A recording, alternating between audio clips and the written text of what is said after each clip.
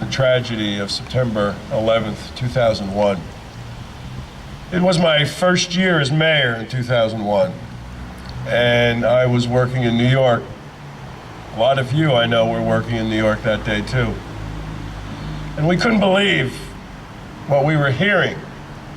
We were getting calls while the phones were working. We were getting emails saying that something happened at the World Trade Center. We had no clue. And then we found out more and more information, and the horror of that day began to sink in. We couldn't get home.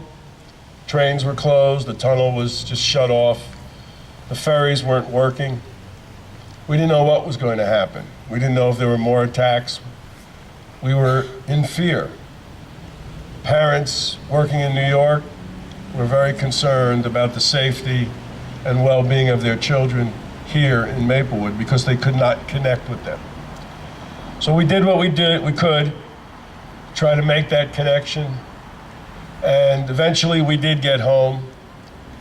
And I want to recognize the Maplewood Fire and Police, the fire department that day. We set up a decontamination station at the train station. As people were coming off, they were full of debris, those who were working at the World Trade Center area.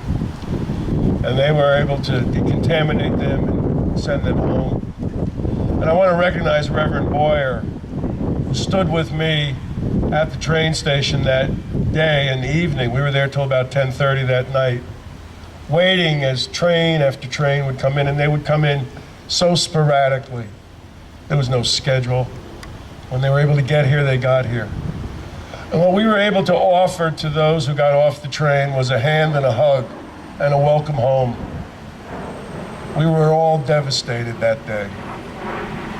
And so it's very important that we remember September 11th, that we never forget that tragedy and that horror and the unspeakable action that humans took against other humans.